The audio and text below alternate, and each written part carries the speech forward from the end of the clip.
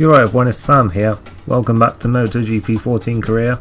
In the previous episode we raced at Jerez and we got our second points finish of the season. We were 9th I believe, and today we're going to be moving on to the next round, carrying on this European leg that we've started here, and we're going to be moving a bit nearer to home now, to France for the classic Le Mans circuit.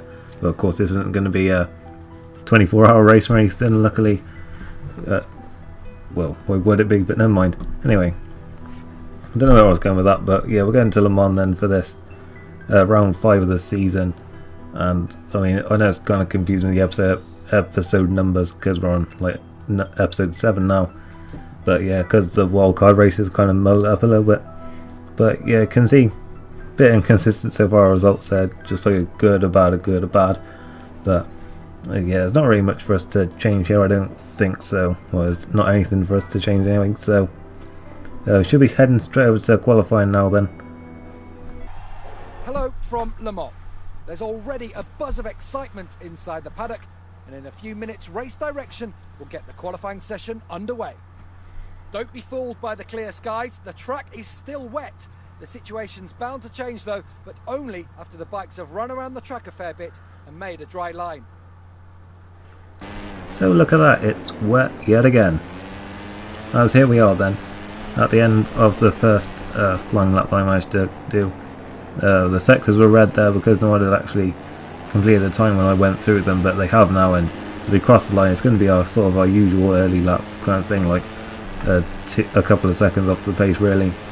Yeah, of course I tend to do quite a long run at the start of the session just to get used to things. This first corner is really troublesome actually. I accidentally cut it and then I crashed there, which was kind of annoying. I did that a couple of times actually during this session, so yeah, I had to watch out for that especially. But a bit later on in the session I've strung a good lap together here so far. Got some personal bests in all 3 sectors so far, and I really do need an improvement here because I'm down in 25th place and we've already got 10 minutes gone in this session, so we really do need to start getting a move on here with our qualifying and try and get a decent lap in to just to elevate us up the order for the time being as we come across the line now to set, well, we're up into 15th place, so that isn't too bad to go on. And later on in the session I actually got myself in behind Isaac Vinales, who's on the Calvo, but of course he's one of the faster ones in this game. He tends to be around about top 6 in every race, and if you watch Moto3 then you'll know that in qualifying they tend to tow each other around quite a lot to get fast times. That tends to be what maybe the not so competitive guys tend to try and get themselves in behind someone quick and hope that they'll be slipstreamed around basically. Doing a pretty good effect here. I'm 8/10 down, but I had a personal best, but I've just got a bit too eager there and crashed into the back of him, so that was a bit inconvenient to be there. And yeah, I actually found myself in behind the other Calvo bike there, and as well as Livio Loy as well. But yeah, the other Calvo bike of Jakub Kornfall, and we're just starting another lap here just behind him. I had a double slipstream up that first straight, so we could be on for a decent lap here actually, as we're only just starting of course, and we're in behind Jakub Kornfall. Another nice bit of slipstream jump down this first bit. I've actually set the fastest first sector of anyone in the first sector, so that's pretty good for us there, as we're still battling with Kornfall there, even though it's only qualifying. But honestly, this is the best way to set quick times. I mean, it may not look it, but you can see I'm on another personal best here. I mean, the lap did sort of get away from me a little bit, but it's still a personal best, even though we're trading paint there. But yeah, as you can see, it's still an orange sector for me there, and I need an improvement here, so I'm going up here. But he's hit me again, and I've been taken out by both Calvo bikes now in this session. I mean, I guess you could technically say that I took myself out on the first one, but that is very annoying because that's 2 very good laps now that have been ruined by us colliding with other bikes. But we are going to improve a little bit later on, up to 16th, so that's not where I wanted to be. I wanted to be much higher up than that. And this is our final run now, and it's another good one. And yeah, we've got personal bests so far in all 3 sectors, but we'll have to see how well we can how well it is once we get over the line really, because well, we need a decent lap in here because I don't want to be 16th. That would be kind of disappointing, especially as, you know, I think I'm quite handy in the wet as well. So, yeah, I don't want to be down there like too much because I mean I already felt like I messed up Jerez qualifying. So we come across the line. It's actually 8th place for us then. That's pretty good. That was our final time. You're going to see the final results actually. And well, we did actually move down a bit afterwards. So you can see that the AI just continued to prove their times throughout the session. So it was actually 12th for us in the end, and we're now going to go over to the race. Hello and welcome to Le Mans for the 5th round of the MotoGP World Championship. The preparations for the Moto3 race are complete, and the riders will soon be taking their places on the starting grid for the French Grand Prix. The riders are going to have to put up with some inconsistent weather over the course of the day. At the moment, the surface is wet after some light rain, but we don't have any precise information about conditions later on. So yeah, it's another wet race then. The weather's normally pretty consistent throughout the weekend, so yeah, that's what I've been talking about, being wet even before like we got to the session. But yeah, there we are in 12th then, on row 4 I believe we were there. I didn't really see.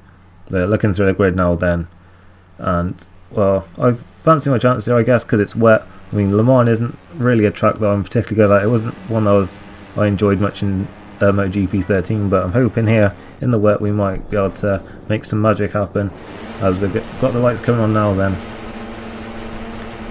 And we're away in Le Mans, and it's a very good start for us here, actually getting alongside Francesco Bagnaia already, and we're going to go into the slipstream now then to just get the best run that we can towards turn 1, although it's really turn 2 that's the heavy braking zone here. But there's a little bit of contact there between Bagnaia and Antonelli, and we got a little bit nudged out wide, and that's cost us a lot of place there. We're down into 18th there for a split second, but we chucked it back at the inside for turn 2, and now on the outside for turn 3, but there's the old bunch up there. I sort of track extended a little bit there I guess, but I managed to regain pretty much all those positions I lost there. Well, I've got Miguel Oliveira there on my inside once again, so I'm going to have to be careful of him there as we head up this that long right hander now towards this long left, and I want to get up the inside of a few people there. My back wheel off the ground. We're almost going 4 abreast there through the corner. That's pretty incredible, and hopefully we can all get through it cleanly, but I'm up into 11th place for now then. I've got my teammate Vasquez just up ahead of me there. I'm going at the inside just about. I give my teammate a little nudge out wide there. It was a bit rude of me there, but of course we've already seen this season that, you know, us racing Team Germany bikes, we don't play fairly with each other really. You can see Vasquez is already coming back at me now then into the chicane, but I really like this chicane actually. I was going pretty quickly around, certainly around this part of the track, and I managed to just hold him off and also get a good run on Oliveira, and also Bagnaia, who's having a look at my other teammate John McPhee, who's had a very good start there and almost having contact with me again, like he didn't do that enough in Jerez. But we're up into 8th placement now then, and it looks like all 3 bikes are in a decent position here, and around about 8th, 9th, 12th I think it is. So it's been an alright start to the race here for us, and we're coming across the line now to begin the first lap out of 6, and we're in 8th place. So it's pretty good for us there. We're up behind our compatriot Danny Kent, so see if we can get past him and be the top Brit in this race, and also in the championship really, because we're pretty close in the standings at the minute. So we're going into this turn 2. I always want to call it turn 1, but yeah, I guess it isn't really technically because there's that long right hander at the start. But Kent managed to just hold us off there, and we've got to be careful of those behind us as always. I mean, we've seen it enough times in the first 6 episodes alone to know that you can't just focus on what's ahead. You've got to be wary of everyone around you when you're in, certainly when you're in Moto3, but I think just in this game in general the AI are that competitive. But we're almost having another look at Danny Kent there, but we can't quite pull it off, so we'll have to stay behind for now then and watch out for Francesco Bagnaia behind us. He's looking pretty quick again on his KTM. Got a little bit held up by the rest of us, but we've launched at the inside of Danny Kent there, but we couldn't really pull off the move. That's the corner I really don't like, but then we come up onto the straight end chicane, which I do enjoy quite a lot. But Bagnaia's there, he's through on us, and he's looking at Danny Kent as well, so we could be overtaken here by a few, but we've gone around the outside of the pair of them, and I said I like that corner a lot, and you see why there. That was, if I do say so myself, that was a pretty decent move there, I thought, and we're up into 7th place. So yeah, it's going pretty well for us at this stage, and once again it looks like in the wet we're pretty good. I mean, it's weird because I'm actually in a league. I'm not sure if I've said about this before, but I'm in a league where we're in a MotoGP league, that is. And in the wet, in almost every wet race, I've been really slow, like crashing a lot and been a long way off the pace. But I don't know if it's just because of MotoGP bikes, like the difference between them and Moto3 bikes. But for some reason on this, I just seem so much better. I mean, it could be the AI, of course, but even then, I don't seem to crash these as much. But I guess it might just be the bike really, and yeah, I'm not sure what it is, but yeah, we certainly seem to do a lot better on this career mode than I do in online anyways. We're looking at the two Calvo teammates that caused us so much trouble in qualifying. I really want to get my own back on them and try and get ahead of them, but they seem to be busy battling themselves. Yeah, so I'm just going to launch at the inside of the pair of them up into P5 for now, then they're bound to come straight back at us there, and Cornfall does, but I kind of shut off Vinales there and held 6th place for now then into this right hander, which I've already said I don't really like that much, and there's a rather clumsy entry into the corner there, and I'm trading paint again with Jakob Cornfall, not for the first time this weekend, as Vinales is looking at us now, and I want to get back in the slipstream and try and do the move I did to Bagnaia and Kent on the previous lap, and I might just do it here. And it looks like I have, but I have gone a bit deep into the corner this time. But I have managed to pull off, and look, you can see there Cornfall signaling to his teammate to come and take me out again like they did in qualifying. And that is some dirty team play from there, I'm sure. But we're up into P5 now anyway, and I want to get away from those two as quickly as possible if they're plotting against me here. But as I say, it's going pretty well at this stage, and I haven't had to use a flashback or anything yet, so it's going pretty well at this stage. Don't want to jinx or anything, but yeah, there you go. We're in P5 at the minute then. We're not too far off the leaders. Hopefully we can bridge the gap between them and the guys behind us, which you can already see we're kind of doing here. We seem to be in a little bit of no man's land at the minute because there's about a second ahead of us and a second behind us, so this could be slightly uninteresting here as we cut that corner a little bit there, and I get a warning which was, well, you'd say it's deserved really, but honestly it didn't even gain me any time, so I don't know how to look at it, but you know, I was going to have to be careful now then. I mean, of course, if I do it again, I'll be getting a ride through penalty, I think that's how it works in this game anyway. And then I would use the flashback in that case, because I really won't want to have to deal with a ride through or anything. But yeah, I'm hoping it won't come down to that, because when I use the flashback, it really does put pressure on me for the rest of the race to not make any kind of mistakes. And yeah, even though we're into the second half of this race now, I don't want to kind of have that pressure on me, especially when I'm in such a good position here, because, well, yeah, we could throw it away pretty easily here, as we've seen. I've had some pretty bad results already this season, but still, going pretty well here. We don't have to worry about that until it happens, I guess, and, well, if it happens anyway, as we're still in P5 then, trying to make a bit of progress on this front group. It looks like we have a little bit as Fanati and Rins are battling it out, and then it's Marquez and Miller for first place, but we'll certainly see if we can have a look at the podium here. And again, party invites here, and I don't really have time for this now. I'm kind of in a race, and well, that's not what you need when you're trying to race here. I'm not sure what's going with that, but never mind. And well, we're in P5 then as it stands, with 2 laps to go now, and these races just seem to fly by. I don't know what it is, but I guess well, you kind of can guess what it is really, because it's only they're only 5 or 6 laps each, but they really just whiz by completely, because there's just so much action going on in these races. I mean, this lap or so hasn't been the most interesting, but we've been closing in on these guys, and it looks like on this lap we may even have a chance to have a look at these guys for, well, 3rd or 4th place here.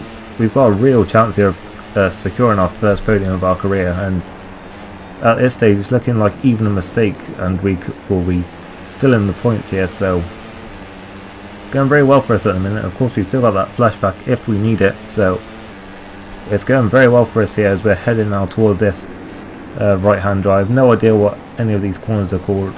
I think I might know, I know a few corner names, but I don't know like which corners they actually are, but so that's very unhelpful for us there.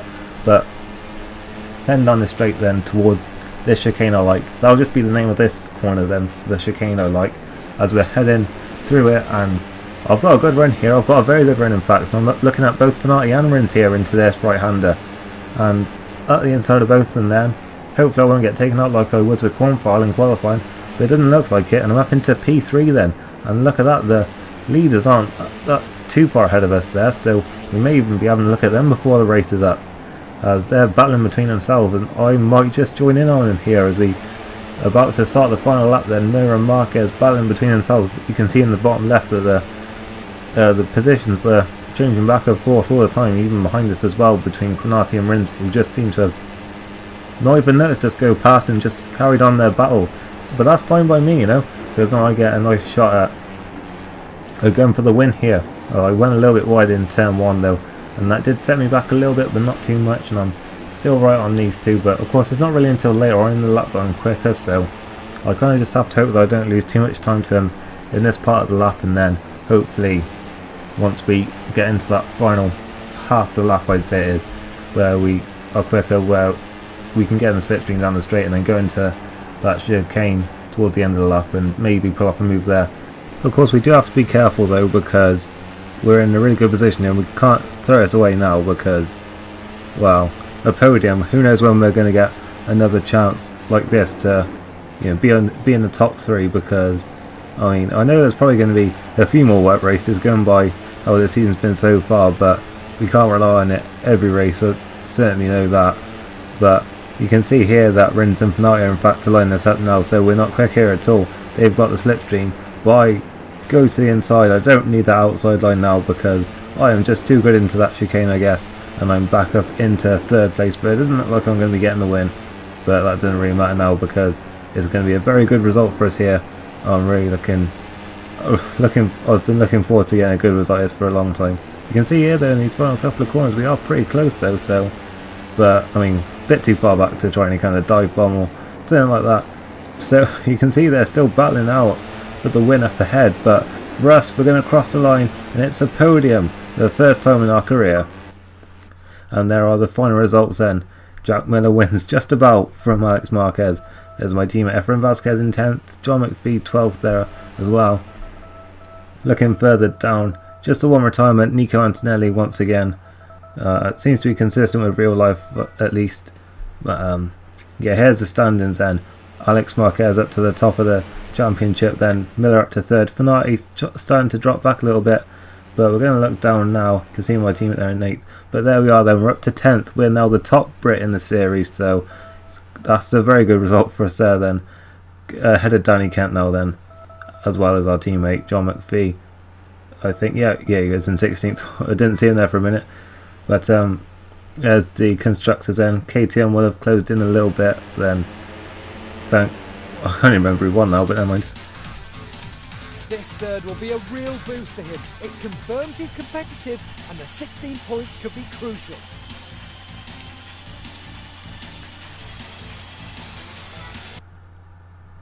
That's really intense music there. I think that's the one off the advert as well, in fact. But yeah, as I was saying, Honda still leading the constructors then. Just wanted to wait there for that little parc fermé sequence like they have in F1. We're going to go back to the motorhome in a second though and see what happened in the other classes. Say I wonder who won in MotoGP then. Can't imagine who it could have been. Oh, what a surprise. Well, there you go then. Marquez wins Rabat in Moto2. I guess that's kind of what you'd expect. But yeah, that's pretty much going to round up this episode then. If you enjoy it, leave a like for our first podium. And I'll see you next time we'll be racing at Mugello. Thank you for watching and goodbye.